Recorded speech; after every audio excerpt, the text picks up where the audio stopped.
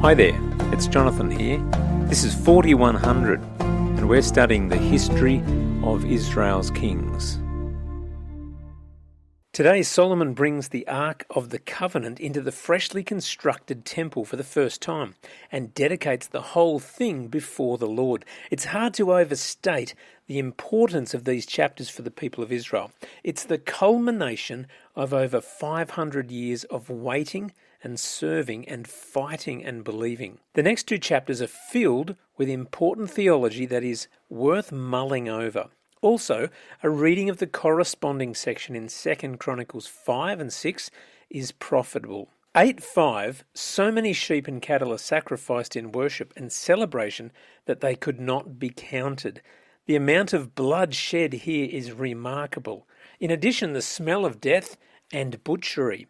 The level of sacrifice offered is a pointer to the once and for all perfect offering of sacrificial blood given by Jesus not far from this very site, establishing forever the potential of a connection with God the Father through faith.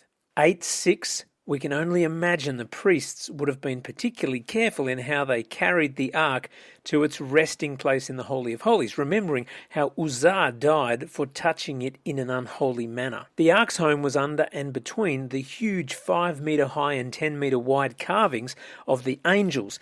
The ark represented, as we know, the presence of Yahweh himself in the city of Zion in the midst of his people forever. And the symbol of this, as it was in Exodus, was verse 10, the cloud which filled the temple. Verse 11, the glory of the Lord fills the temple.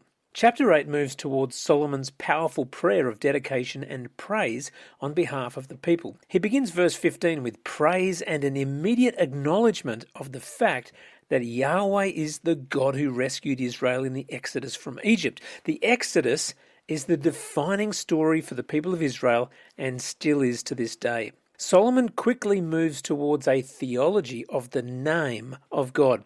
Acts 4:12 famously says that there is no other name under heaven given to humanity by which we must be saved. No other name than Jesus. Here Solomon is reminding the people that there is no other name than Yahweh through which they can be saved. There is no other name worthy of all their praise. The temple, verse 17, is actually to house the glory of the name.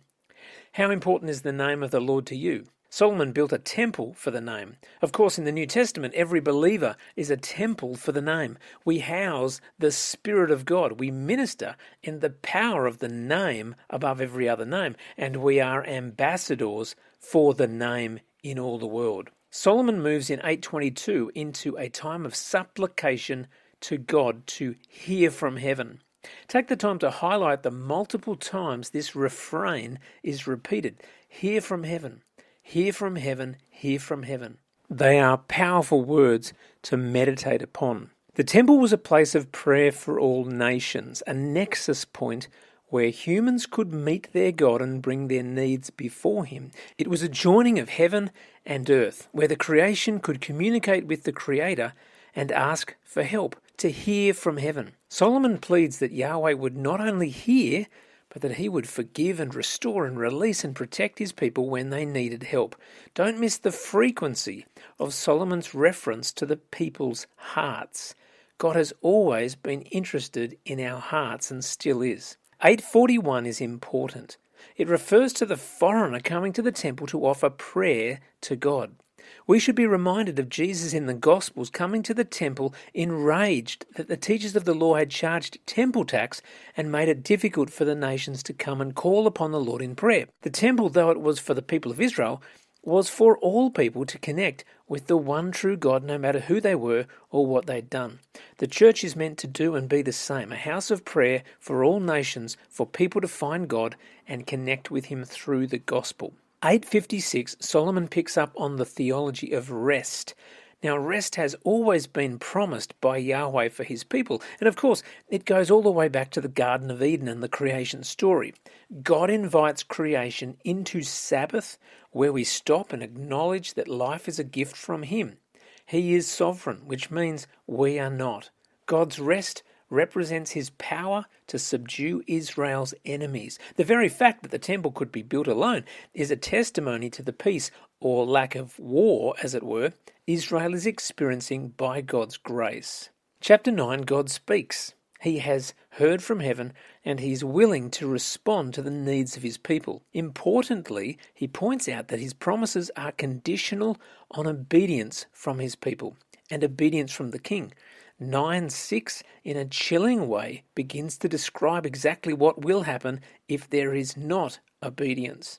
Take the time to read this prophecy, remembering how accurately it describes exactly what happens over the next 400 years. Chapter 8 concludes with the observation that Israel's enemies still remain alive.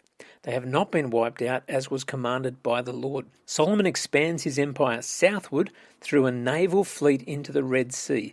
But all is not well under the surface. Enjoy God's word.